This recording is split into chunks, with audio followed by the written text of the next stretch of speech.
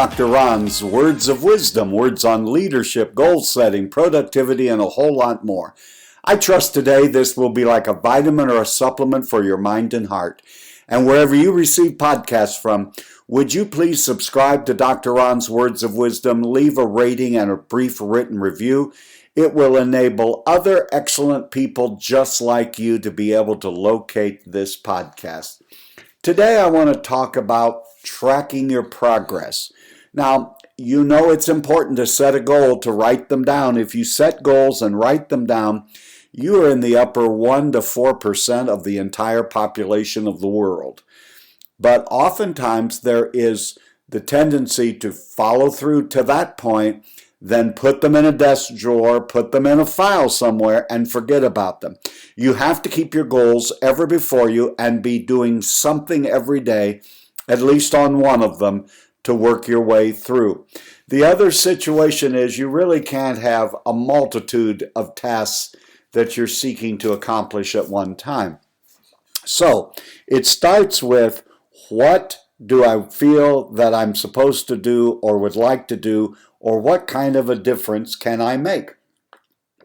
And from there you move on to, then how do I know when I arrive? How do I know if in fact I am making any progress toward those particular goals? Today I'll share with you some that I think are very simple and practical tools on how to track progress, how to measure progress, and how to keep moving forward. There may be a couple of things that are a little more complex, but I'm going to do my best to keep it as simple as possible. And the very first thing is very simple. I highly, highly recommend it. And that is you keep a journal.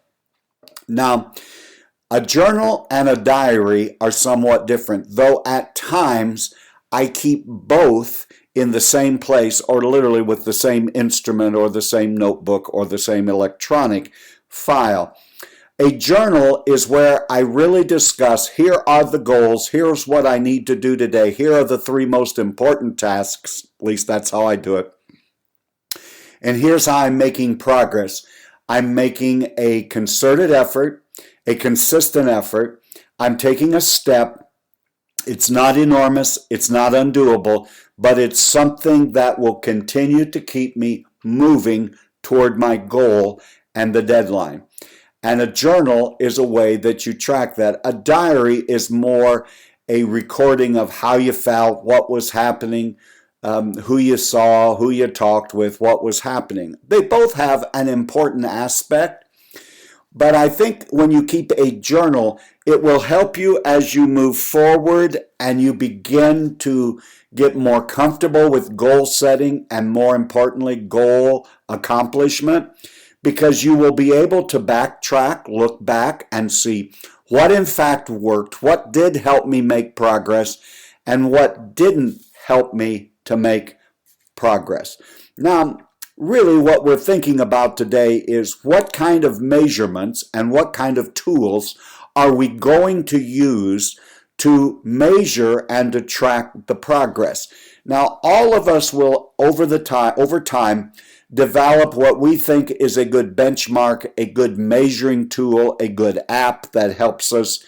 I'm just saying you don't completely fall in love with one measurement, because more than likely your goals are going to fall into all kinds of categories. They're going to be personal, spiritual, physical, financial, relationships, work-oriented, perhaps church or volunteer organization-oriented.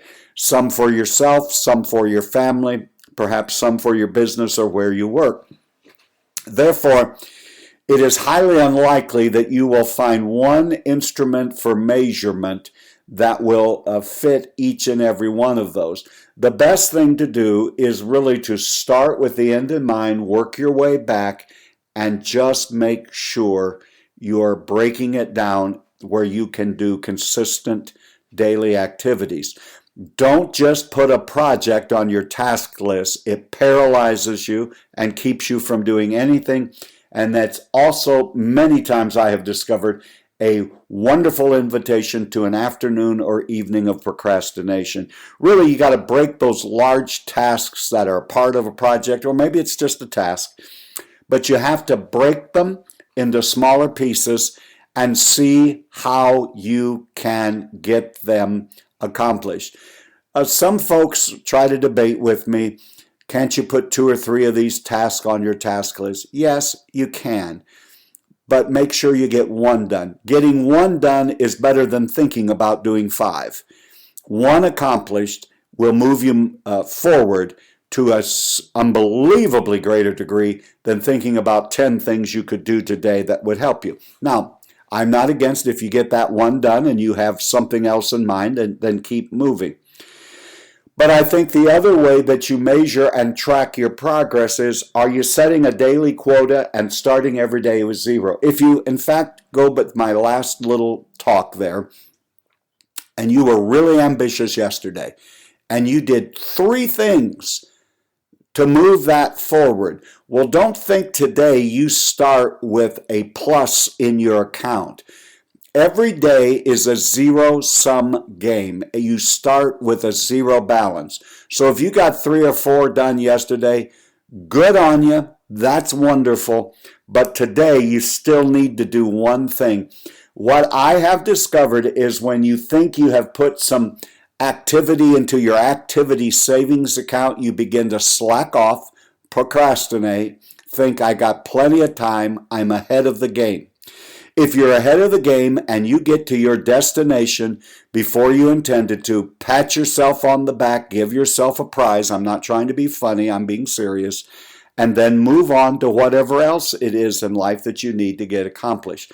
But set a quota to do something every day. And by every day, I'm not talking 7 days a week. Even God took a day off, and it's okay for you and I to do the same. But if you're going to break it into 5, maybe 6 days, but no more than 6, but I would prefer you do it 5 probably. The thing you need to do is to set a quota and make sure you do something every day. Again, don't count and rest on your past laurels or how well you did yesterday. Now, you know I spoke a moment ago about a journal. Now let's get back to the diary. I have a tendency to do more diary stuff late at night and journaling earlier in the morning. You can do it however it fits your way of operating. But a diary helps me to know. I said in my journal, here were the things that we were going to do, that I was going to do. My diary is really my recapping. What all did I actually do today? What did I get accomplished? If I got sidetracked, why did I get sidetracked? And there are times in which there are divine appointments, in which there are interruptions that aren't really interruptions. They are things that you have to attend to. Many people have vocations where the crises in other people's lives do demand your attention. All of us have that. Why is tracking your goal and tracking your progress, why is this necessary and important? It enables you to make sure you are, in fact, moving forward. It gives you a clarity of purpose, because there are every day someone will want you to jump on board, get behind what they're doing, and get excited about what they're doing. And you need to make sure you're living to live out these purposes that you have decided. Now, if it's family related or work related, it helps to make sure that we're unified. For often it is going to take all of us pulling in a certain direction to make happen what needs to be happening. Tracking progress gives us all a good feeling that even though there are days when we do something, it doesn't seem like we move things forward very far. But when we track the progress and we're measuring it and we're holding ourselves, our team, our family, our unit, whatever we're measuring, it just helps. I believe it increases productivity. There are times when you take these little incremental steps that it doesn't seem that much of anything important is happening. And when you stop and measure it, look back on a week, 2 weeks, a month, a quarter, you will begin to see that yes, things are happening, and sometimes it's nothing more than reminding myself that things are happening. One of the greatest side benefits of tracking progress for me is I can more quickly see some errors. I see that my thinking may have been faulty, that that particular action that I thought would move forward is really at times moving us sideways or backward. And unless you're tracking your progress, you'll never be able to understand that.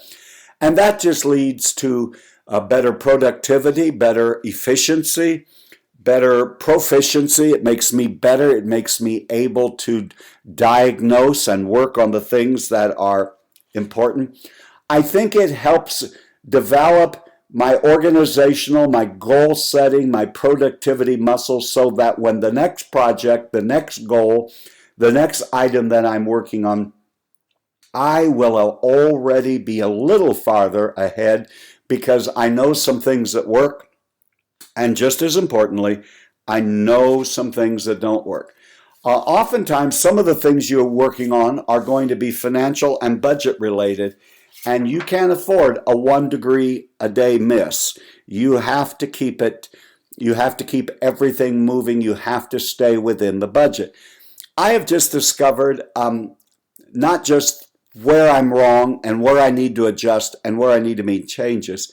I also realize it keeps me accountable. It keeps me saying, all right, if I'm going to get done, here are the things that have to happen. So let's just talk about how do we set these timelines? How do we do the tracking of progress? You know, I've talked to you about SMART goals, and you can go back in my podcast archives. There are several podcasts on the, SMART goals. And then you need to make sure you put deadlines on them. I don't think you should try anything very large without creating a timeline. Again, oftentimes, I'd say more often than not, overwhelmingly, I have to come back and adjust the timeline. But if something is required at a date certain in the future, I don't have flexibility all the time to change the finish date, but I do have to amp things up along the way. So creating a timeline is an essential practice in tracking your progress. I have to look at it weekly. That's the way I have decided to do it. And if it involves other people, I bring them in, whether it's electronically, whether it's over the telephone, and together we look at where we are and are those things happening. I have a tendency that a lot of the work that I do is solo, so I have to check in with myself. Now, as bad as it is to lie to others, the worst person you can lie to is yourself. So you're going to have to be really, really honest. And it's at these times where I have stepped aside when I'm stuck and found a coach or found a mentor or found a colleague or friend who I could say, here's my dilemma, here's what I'm intending, here's what I started, and it absolutely is not working. How do I get the ball moved forward?